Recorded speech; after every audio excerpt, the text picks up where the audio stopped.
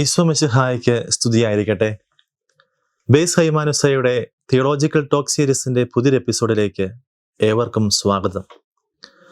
2025 November 4 പരിശുദ്ധ പിതാവ് ലയോ 14 മാർപ്പാപ്പ മാതർ പോപ്പുലി ഫിദേലിസ് അഥവാ വിശ്വാസികളുടെ അമ്മ എന്ന പ്രബോധനത്തിലൂടെ പരിശുദ്ധ കന്യകാമറിയത്തെ സഹരക്ഷക, കൃപാവരങ്ങളുടെ മധ്യസ്ഥ എന്നീ വിശേഷണങ്ങളാൽ അവതരിപ്പിക്കുന്നത് ഉചിതമല്ല എന്ന് പ്രഖ്യാപിക്കുകയാണ് ഉണ്ടായത്.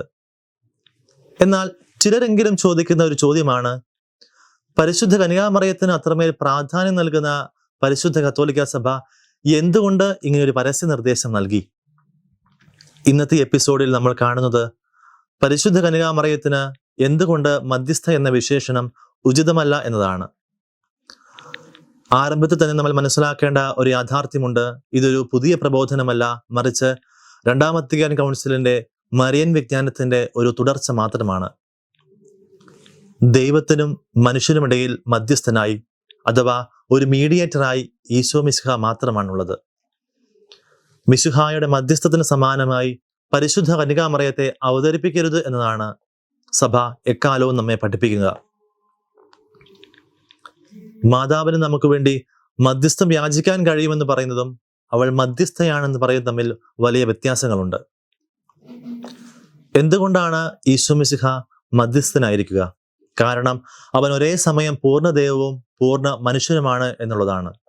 ദൈവത്വത്തിന്റെയും മനുഷ്യത്വത്തിന്റെയും മധ്യസ്ഥത പുലർത്തുന്ന മറ്റാരുമില്ല എന്നാണ് മിശിഹായുടെ ഏക മധ്യസ്ഥം കൊണ്ട് അർത്ഥമാക്കുക.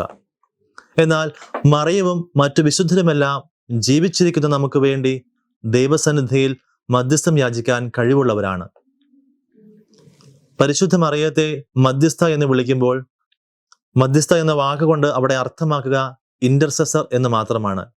ഈ ഒരു യാഥാർത്ഥ്യം മനസ്സിലാക്കാതെ പരിശുദ്ധ കന്യകാമറിയത്തെ മധ്യസ്ഥ എന്ന് വിളിക്കുന്നത് വലിയ തെറ്റിദ്ധാരണകൾക്ക് വഴിയൊരുക്കുകയാണ്. എന്തുകൊണ്ടാണ് ഈശോ മിശിഹ ഏക മധ്യസ്ഥനായിരിക്കുക? കാരണം അവൻ ഒരേ സമയം പൂർണ്ണ ദൈവവും പൂർണ്ണ മനുഷ്യനുമാണ്.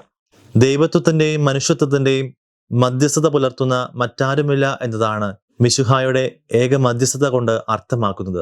എന്നാൽ മറിയവും മറ്റു വിശുദ്ധരുമെല്ലാം നമുക്ക് വേണ്ടി ദൈവസന്നിധിയിൽ മധ്യസ്ഥം യാചിക്കുവാൻ കഴിവുള്ളവരാണ്.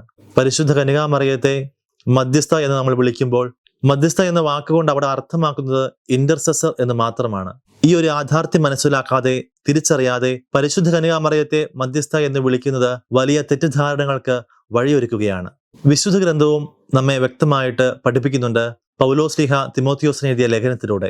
എന്തെന്നാൽ ദൈവം ഒന്നേയുള്ളൂ, ദൈവത്തിനും മനുഷ്യനുമിടയിൽ മധ്യസ്ഥനായി ഒരുവൻ മാത്രമേ ഉള്ളൂ, ജീവിക്കുന്ന ഈശോ മിശിഹ. ശ്ലീഹായുടെ വാക്കുകൾ അനുസരിച്ച് ഏക മധ്യസ്ഥനായി നമുക്ക് ഒരുവൻ മാത്രമേ ഉള്ളൂ, ഈശോ മിശിഹായാണ്.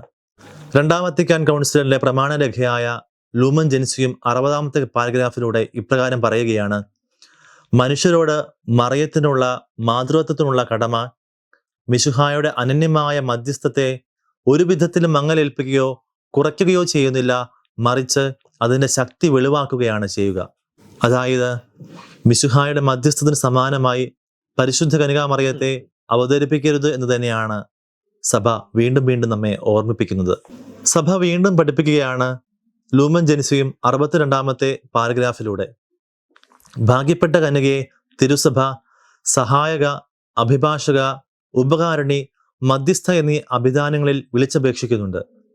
എങ്കിലും ഏകരക്ഷകനായ മിശിഹായുടെ സ്ഥാനത്തിനും ഫലദായകത്വത്തിനും ഒരു വിധത്തിലും മങ്ങലേൽപ്പിക്കുകയോ എന്തെങ്കിലും കൂട്ടിച്ചേർക്കുകയോ കുറയ്ക്കുകയോ ചെയ്യുന്നില്ല എന്നതാണ് യാഥാർത്ഥ്യം.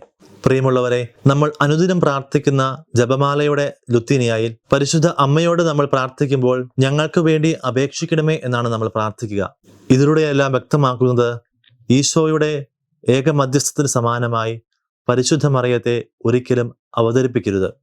പരിശുദ്ധ കന്യകാമറിയത്തെ മധ്യസ്ഥയായി കാണുമ്പോൾ ഒരിക്കലും മിശിഹായുടെ മധ്യസ്ഥതയ്ക്ക് തുല്യമായി അതിനെ കരുതരുത് എന്ന് സഭ നമ്മെ പഠിപ്പിക്കുകയാണ്.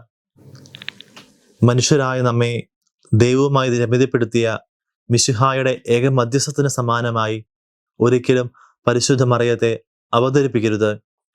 മറിയവും വിശുദ്ധരുമെല്ലാം നമുക്ക് വേണ്ടി മാധ്യസ്ഥം യാചിക്കുന്ന സഹായകർ മാത്രമാണ്. പ്രിയമുള്ളവരെ, വിശ്വാസികളുടെ അമ്മ എന്ന ഈ പ്രബോധന രേഖയിലൂടെ ഒരിക്കലും പരിശുദ്ധ മറിയത്തിന്റെ സ്ഥാനത്തിനോ മഹത്വത്തിനോ എന്തെങ്കിലും കൂട്ടിച്ചേർക്കുകയോ കുറയ്ക്കുകയോ ചെയ്യുകയല്ല ചെയ്യുന്നത്. മറിച്ച് യഥാർത്ഥ കത്തോലിക്ക വിശ്വാസം അനുസരിച്ച് ശരിയായ പഠനത്തിലൂടെ അവതരിപ്പിക്കുക മാത്രമാണ് ചെയ്യുന്നത്. കത്തോലിക്ക സഭയുടെ മതബോധ ഗ്രന്ഥം 487 പാരഗ്രാഫിൽ ഇപ്രകാരം പറയുകയാണ്: മറിയത്തെക്കുറിച്ചുള്ള കത്തോലിക്ക വിശ്വാസം ക്രിസ്തുവിനെ കുറിച്ചുള്ള കത്തോലിക്ക വിശ്വാസത്തിൽ അധിഷ്ഠിതമാണ്. മറ്റൊരു വിധത്തിൽ മറിയത്തെക്കുറിച്ചുള്ള കത്തോലിക്ക പ്രബോധനം ക്രിസ്തുവിനെ കുറിച്ചുള്ള കത്തോലിക്ക വിശ്വാസത്തെ കൂടുതൽ ആഴപ്പെടുത്തുന്നു. പ്രിയമുള്ളവരെ, മാത്തർ പോപ്പുലി ഫിദേലിസ് എന്ന പ്രബോധന രേഖയിലൂടെ എന്താണ് യാഥാർത്ഥ്യമെന്ന് മനസ്സിലാക്കി കത്തോലിക്ക വിശ്വാസത്തിൽ അടിയുറച്ചുകൊണ്ട് കത്തോലിക്ക വിശ്വാസത്തിന്റെ പഠനങ്ങളോട് ചേർന്നുകൊണ്ട് സഭയെ സ്നേഹിക്കുവാനും വിശ്വാസത്തിൽ ആഴപ്പെട്ട് ജീവിക്കുവാനും ദൈവം നമ്മെ അനുഗ്രഹിക്കട്ടെ എന്ന് പ്രാർത്ഥിക്കുന്നു. ആമേൻ.